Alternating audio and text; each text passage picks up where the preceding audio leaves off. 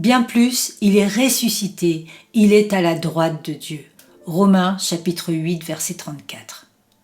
Lui qui était méprisé et rejeté des hommes maintenant occupe la place d'un fils bien-aimé et honoré.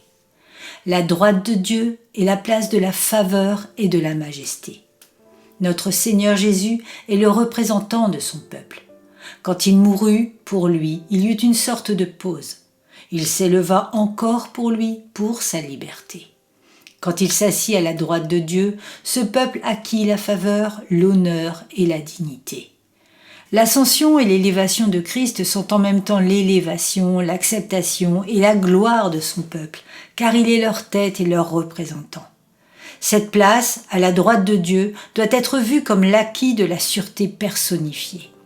Le représentant est donc en tant que tel celui qui accepte nos âmes. Ô toi qui es saint, regarde à ta liberté par rapport à ta condamnation.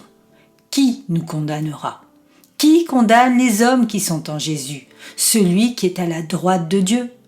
La droite est la place de la puissance. Christ, à la droite de Dieu, possède toute la puissance dans les cieux comme sur la terre.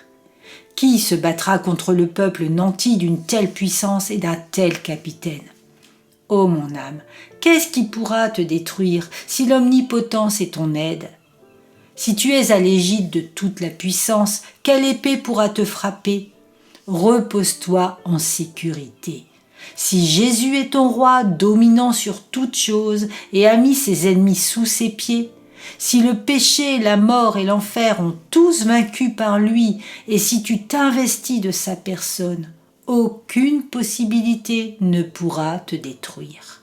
Le nom immense de Jésus met tous nos ennemis en fuite. Jésus, l'humble agneau, est un lion au combat. De par toutes les foules hostiles de l'enfer, toutes y seront précipitées. Et en les conquérant à travers le sang de Jésus, nous irons les conquérir.